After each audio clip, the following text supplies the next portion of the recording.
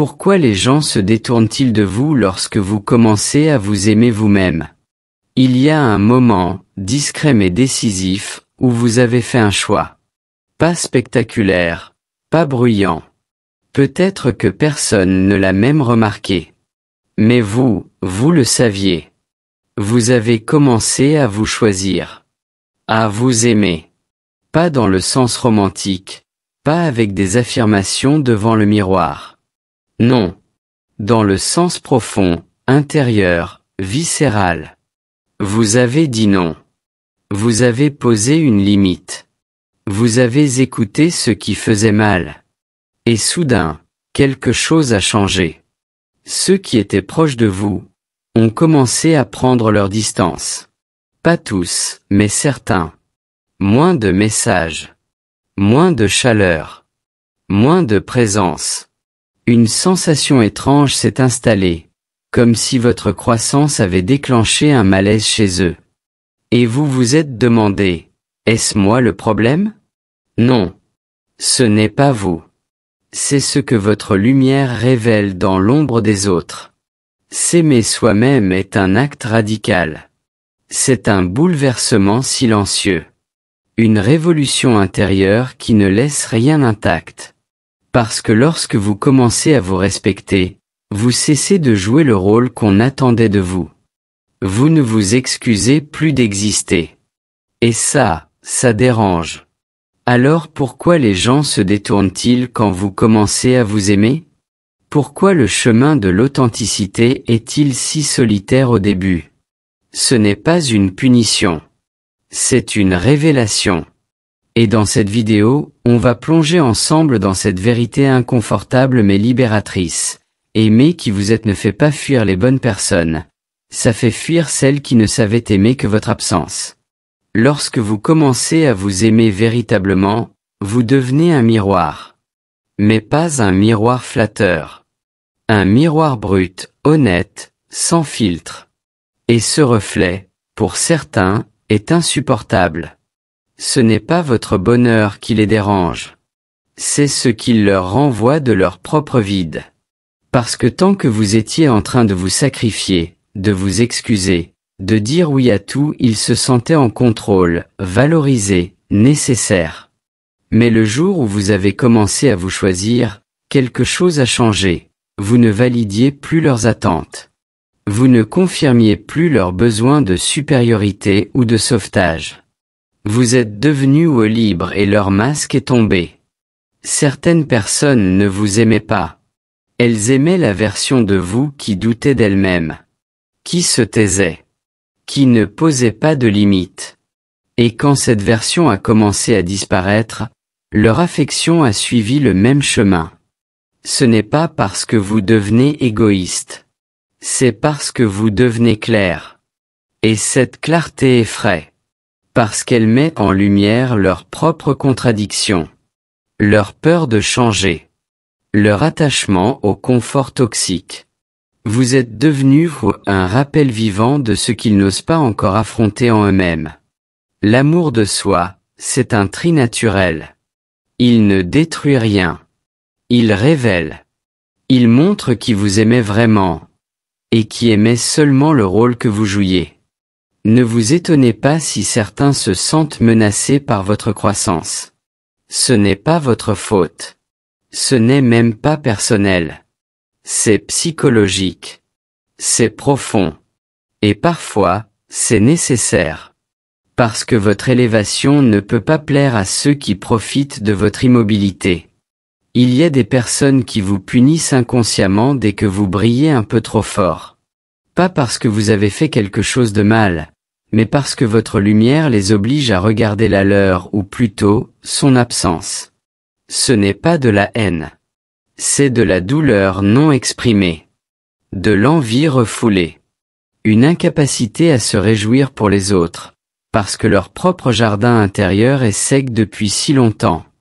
Ils vous feront croire que vous êtes devenus trop distants trop prétentieux trop centrés sur vous-même. Mais ce qu'ils ressentent réellement, c'est une perte de contrôle. Ils ne peuvent plus vous manipuler par la culpabilité. Vous n'êtes plus aussi accessible, aussi docile. Vous commencez à dire non. À partir quand c'est trop. Et ça, pour eux, c'est une trahison. Ils ne comprennent pas que ce n'est pas contre eux. C'est pour vous. Vous ne vous éloignez pas pour blesser. Vous vous éloignez pour guérir. Pour respirer. Pour vous reconstruire loin du bruit des attentes déformées. Mais dans leur logique intérieure, votre autonomie devient une attaque. Et alors commence le sabotage. Ils peuvent devenir passifs-agressifs, distants, ou même blessants. Ils ne supportent pas de vous voir entier eux sans leur approbation. Parce que tant que vous aviez besoin d'eux, ils se sentaient utiles. Nécessaires. Supérieurs même. Et maintenant que vous n'avez plus besoin de validation externe pour exister, leur pouvoir s'effondre. Mais ce n'est pas à vous de rapetisser pour les rassurer. Ce n'est pas à vous de rétrécir pour rentrer dans le cadre de leur insécurité. Votre chemin vous appartient. Et ce chemin ne sera pas validé par tout le monde. S'aimer, c'est parfois être prêt à être mal compris à perdre certaines connexions, à briser des dynamiques anciennes, même si elles avaient l'air stables. Parce que l'amour de soi n'est pas un luxe. C'est une nécessité. Et il ne se négocie pas avec ceux qui ne savent aimer que quand vous vous abandonnez. Et puis vient cette étape silencieuse, souvent inattendue, où le vide s'installe. Le téléphone sonne moins. Les invitations cessent. Il n'y a plus cette effervescence sociale, ce tourbillon d'activités, ces visages familiers qui comblaient les silences. Ce moment, c'est celui où vous commencez à ressentir la solitude après l'éveil. Ce n'est pas une punition. C'est une transition. Une mue. Le monde extérieur n'a pas changé, mais vous, oui. Et cette version de vous qui renaît ne reconnaît plus certains repères. C'est douloureux, oui. On a l'impression d'avoir perdu des morceaux de soi. Mais en réalité, on se déleste. On s'épure. On prépare la terre pour de nouvelles semences. La solitude, dans ces moments-là, n'est pas un vide. C'est un espace sacré. Une chambre intérieure où votre identité nouvelle peut respirer, sans les attentes des autres, sans la peur de déplaire, sans les jugements masqués. C'est là que la véritable intégration se fait. Ce n'est plus juste une décision mentale, je veux m'aimer. C'est un enracinement profond, je suis en train de devenir moi-même. Mais ce silence fait peur. Il réveille de vieux fantômes, la peur d'être oublié d'être rejeté de ne jamais plus être aimé Et si ce n'était pas vrai? Et si cette phase n'était pas une fin, mais une préparation? Car voyez-vous, le désert ne dure jamais. Il n'existe que pour que vous appreniez à marcher seul à écouter votre propre voix, à danser sans musique extérieure. Et quand vous aurez traversé ce désert, vous ne serez plus jamais le même. Pas plus fort non. Plus vrai Ceux qui viendront après ne vous aimeront pas pour votre conformité, mais pour votre intégrité. Pas pour votre besoin d'eux, mais pour la paix que vous dégagez. Vous attirerez différemment. Vous choisirez différemment. La solitude post-éveil, c'est l'écho de votre ancien monde qui se tait pour laisser parler le nouveau. Ne vous précipitez pas pour le remplir. Écoutez. Il vous parle. Il vous prépare. Il vous réaccorde. Et rappelez-vous, ce n'est pas une chute. C'est une ascension lente. Une remontée vers ce que vous avez toujours été, sous les couches, sous les rôles, sous les peurs. C'est là que réside la vraie renaissance. Aimer soi-même, profondément, ce n'est pas un acte d'orgueil. C'est un acte de survie. C'est une déclaration silencieuse. Je mérite d'exister sans me justifier.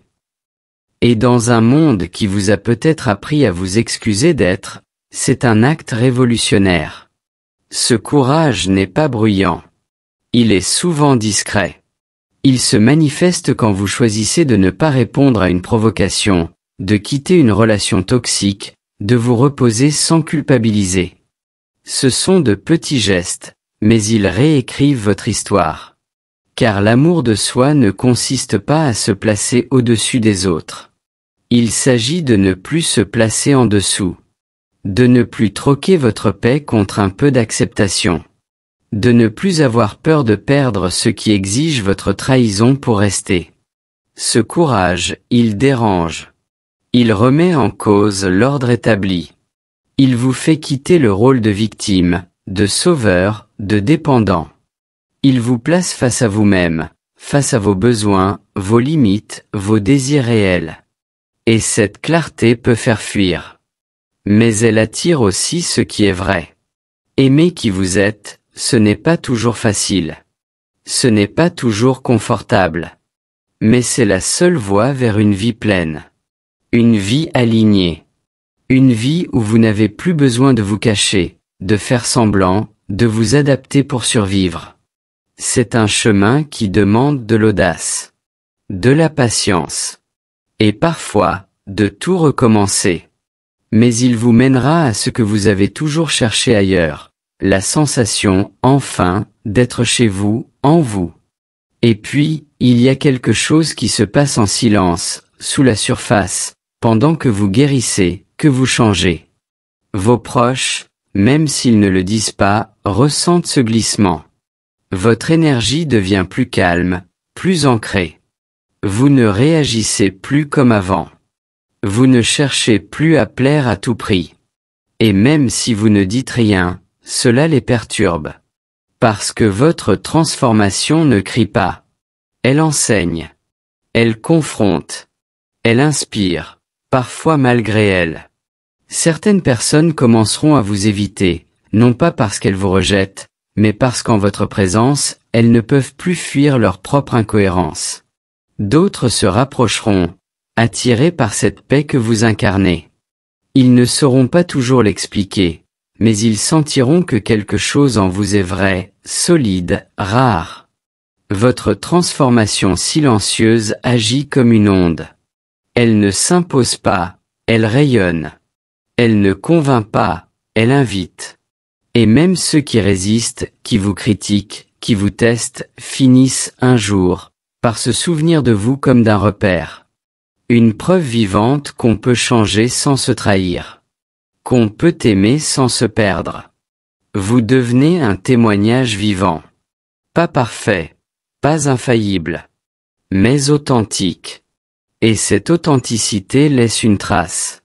Pas toujours immédiatement, pas toujours de façon visible. Mais elle s'imprime. Dans les regards.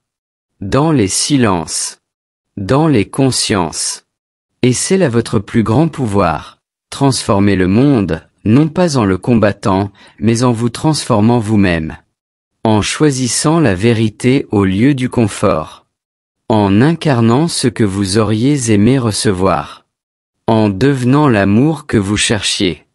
Et même si cela passe inaperçu, même si personne ne vous le dit, sachez ceci, votre lumière silencieuse éclaire plus de chemins que vous ne l'imaginez. Et si tout ça vous paraît difficile, c'est normal. Vous n'êtes pas en train de devenir quelqu'un de nouveau. Vous êtes en train de redevenir vous-même. C'est inconfortable, car vous devez laisser derrière vous des parties que vous aviez construites pour survivre. Des masques. Des habitudes. Des liens. Mais ce n'est pas une perte. C'est un retour. Vous n'êtes pas seul eux. Même si cela en a l'air. Même si le silence fait peur. Il y a d'autres êtres, quelque part, qui marchent en parallèle. Qui doutent, qui tombent, qui se relèvent, qui cherchent. Comme vous. Et même si vos chemins ne se croisent jamais, vos âmes se reconnaissent. Vous n'êtes pas une anomalie. Vous êtes une réponse. À chaque fois que vous vous choisissez, vous ouvrez la voie à d'autres. Vous devenez permission vivante. Preuve que c'est possible. Même dans la douleur. Même dans l'incertitude. même quand personne n'applaudit. Continuez. Même à petits pas. Même si vous ne voyez pas encore le sommet. Vous êtes en train de renaître. Et cette renaissance ne ressemble à rien d'autre. Elle est désordonnée, lente, sacrée. Un jour, vous regarderez en arrière, et vous comprendrez. Pourquoi ça faisait si mal? Pourquoi il fallait passer par là? Et vous direz, je ne referai pas ce chemin. Mais je ne l'échangerai pour rien au monde.